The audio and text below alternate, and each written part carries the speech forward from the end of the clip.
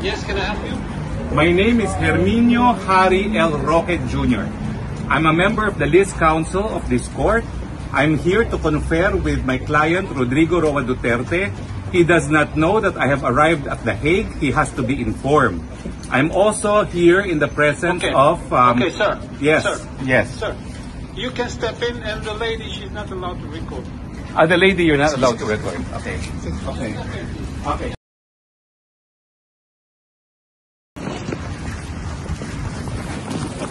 Hello po, Atty. Harry. Hello. Hi. No comment muna, ha? Oo, sige. But you're based here. Opo, ako po yung dala ng TV5. Okay. Ito po kayo po yung legal team. Hindi. VP, I'm here as a Hello po, family magandang member. umaga po. Okay, sige. Thank you. Alright.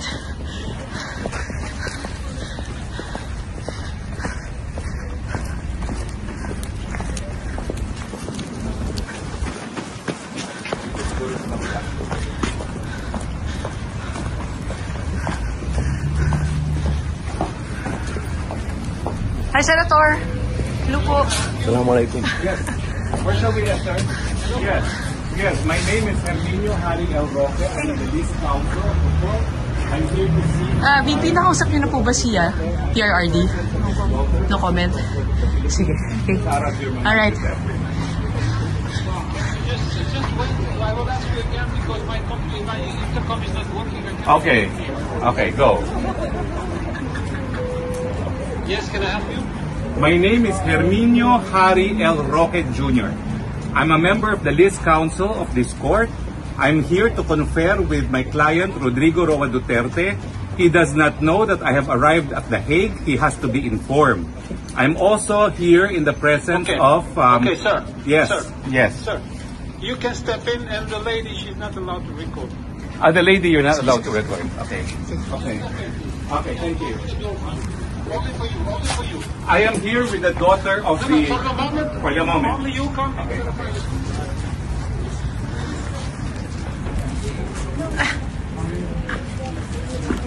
Senator, kailan po kayo dumating? Wala mo ng comment. Wala muna. O, sige. Sensya na muna po. Okay, sige. No problem. So, nagpapasalamat tayo na merong nagdadasal. Marami ang nagdadasal. Napakahalaga nun. Pangalawa, nagpapakita ng suporta. At nagpapakita ng suporta. At nagpapahayag ng kanilang nararamdaman. Of course. Huwag nating kalimutan na ang problema ng bayan ay hindi ang mga Duterte. Correct. Tama po. Ang totoong problema ng bayan, kayong lahat nandito kayo, nakikipagsapalaran kayo sa ibang bansa dahil walang oportunidad doon sa ating bansa.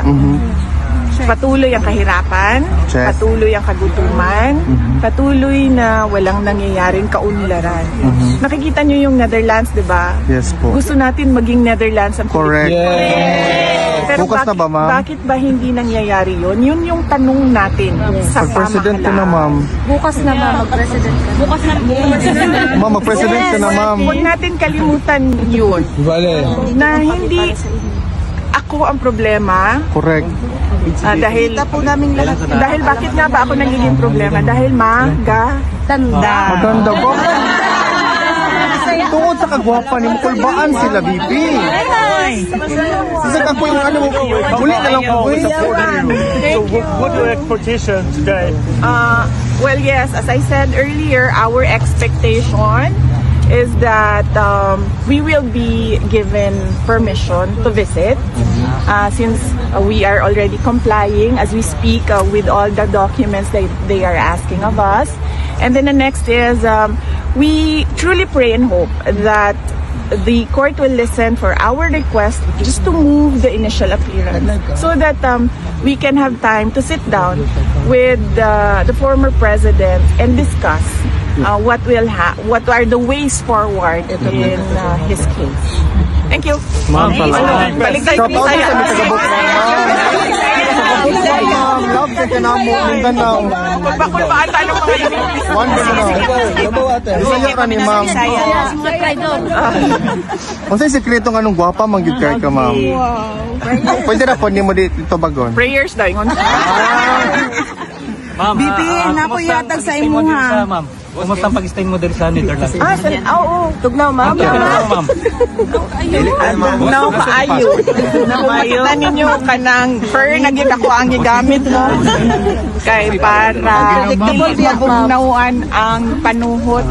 Yes. Kay ang Lama kay salong panugot. Rami haplas dito kung kailangan mo. Okay, perfect. ang ako ang amiga gikan na London ang iyahain taong gidala kay efficacent oil lang sa ora gyud ang ako ang matabang sa imo ha so na ako Mga hantod ka na sa kandari, ma'am.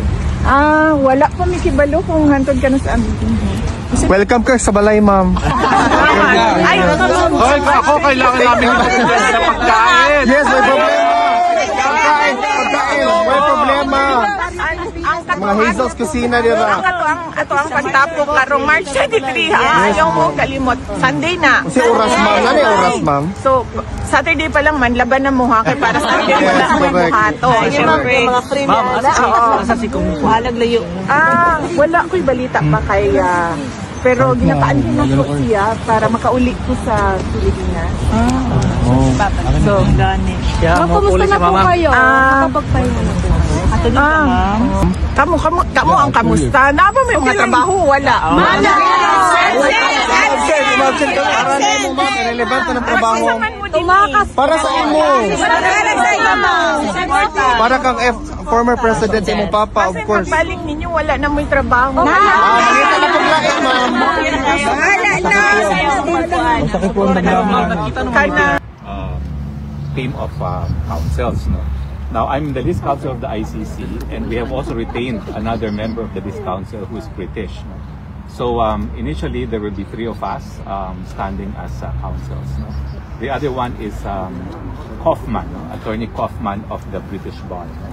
So 2 of us from the list council and Attorney Mediadero. The Vice President, of course, is here as a member of the family, and she will be in the gallery, no, to witness the proceeding. So, hindi ko po alam kung mapagbibigyan yung hinihiling namin na ipagpaliban, pero wala naman akong dahilan para na naisip para hindi mapagbigyan yan kasi wala namang pupuntahan si Presidente Rodrigo Roa Duterte, hindi na siya sa tulungan dito sa Baguio. So, ipagpaliban nyo na ngayon kasi hindi pa namin nakikita ang dating Presidente. Buong araw, kahapon, hindi siya nakita dahil di umano siya ay binigyan ng medical examination. So ngayon pa lang, ang problema dito sa ICC, ang daming papel bago mo makita. No? So we have just submitted the form to visit him para hindi naman kauna-unang beses makikita sila ni Vice President dito sa hukumang. Ako, I feel strongly that before the hearing, not only I should be able to have access to him as a member of the list council of the court, but the family should have access to him. So actually, ang priority ko is to make sure makita muna silang mag-ama. Dahil hindi pa alam ni Presidente na nandito si Vice President. No? Parang it's not proper naman na hindi alam ng ama na nandito yung anak niya. So I'm more or less attending on this first day of hearing, a family matter that I want them to see each other outside of the court first so they can have a private moment. Attorney, what do you call the postponement? Is there a legal term for that? Wala naman. It's the same. Okay? Alam mo, the procedure is similar to Philippine procedure. Ang difference lang is before arraignment and before it goes to proper trial, meron tinatawag na confirmation of charges. And in the confirmation of charges, they will establish that there really is probable cause and that there really is jurisdiction. But I do not know if I can be registered in time for, but in addition to the postponement, if I am recognized today, and I'm not sure yet, no, because we just did all the papers today, I will also bring the issue of the illegality of the arrest, of the arrest of the former president. Yes. That should lead to the court losing its jurisdiction. And I would be citing case law from the Constitutional Court of South Africa that an illegal arrest is sufficient to divest the court of jurisdiction because you cannot right a wrong by the commission of another wrong. In addition to the lack of jurisdiction, because we had withdrawn from our membership, and of course the preliminary investigation commenced beyond the date that we had achieved. But of course, everything hinges on if I will be recognized today as counsel. But right now, we have to leave because we want to see the president before he is brought to court. So just to be clear, sir, you said it has been sent privately already. You request to postpone this particular... No, it has not been. It will have to be asked in the hearing today. Attorney Roque, paano po pag hindi po napagbigyan ang kilig? Ano po ang next plan ninyo? Ang mangyayari lang naman kung hindi mapagbibigyan is sasabihin lang kung ano yung nature of charges, but it is not an arraignment. It is just to make sure he understands the nature of the charges against him, not an arraignment. Saan niyo po ihahain yung postponement? In court na, wala nang panahon kasi. Kasi alam niyo, itong notice came very late also. We had just arrived yesterday, and of course, nauna sila. VP came next sa evening of yesterday, and I came yesterday then, no? And actually, yesterday we had no access to him because he was undergoing medical exam, no? And he was not here. No? And for a while, we were even alarmed where he was, but he was apparently subjected to medical examination. So it's only now. So pagbigyan na muna natin na makita muna yung mag-ama.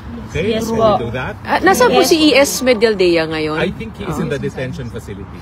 He's with the We're going to former the president. detention facility now. Please don't follow kasi Okay. hindi kayo magbigyan ng access. Oo. Ha? Nakasama na po niya si Pangulo? Oo. In English. Like, what are your Okay. Yeah, I'm here with the Vice President of the Republic, the daughter of former President Rodrigo Roa Duterte. We will be attending the hearing. There's only been one lawyer recognized, who is Attorney Medialdea, who is the lawyer who flew with him to The Hague. We are entering our appearance. We do not know if our appearance will be recognized as of 2 o'clock today. But we have received instructions to try to postpone because of reasons and we will discuss the protocol. And what's your first... Okay, we'll do the Q&A later. Thank you. Meron pong bang time, ma'am? JC will give you details. Okay, I promise you. They just need to do the paperwork that everyone from inside is asking. Ingat po, ma'am. Thank you po. Senator, may hahabol pa po ba? Thank you. Oo. Okay.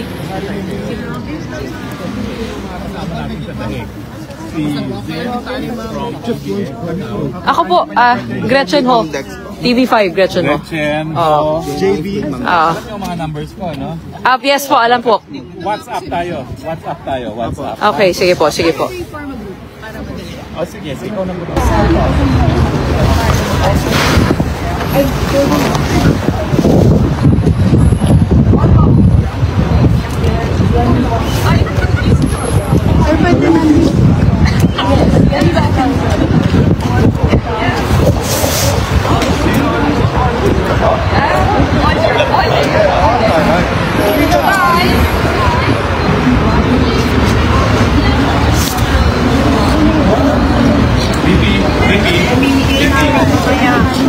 Yes, sir.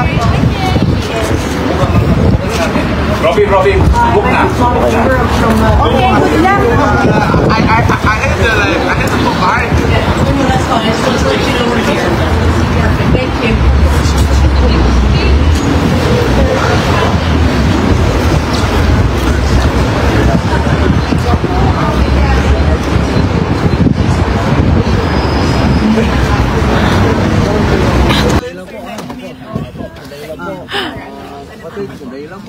Sige po.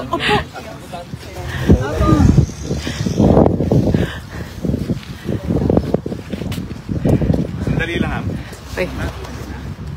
Sandali lang.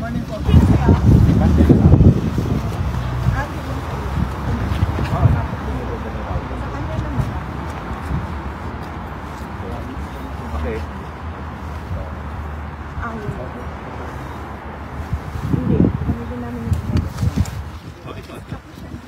Thank you.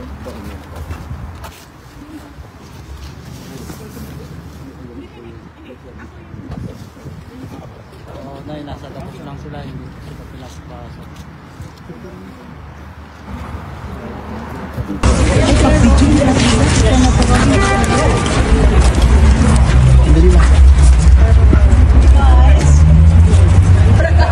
And we'd like to thank the support of our kababayan here in the European Union and around the world for former President Rodrigo Duterte.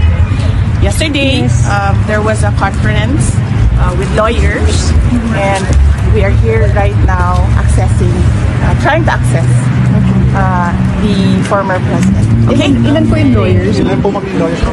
Okay, so we'll do another Q&A later. Okay. Thank you. Ma'am, we love you, ma'am. We're here for you. So you want to say anything since nandito na sila? And yes, Ayos ma'am. Magandang umaga po sa inyong lahat. Maraming salamat po sa pagpunta nyo, lalo na sa mga kababayan natin. Thank you, Martin. Narinig naman yun po yung mga pinaliwanag ng ating mahal na pangalawang Pangulo. So, maliwanag naman po yun. Kami po ay nandito.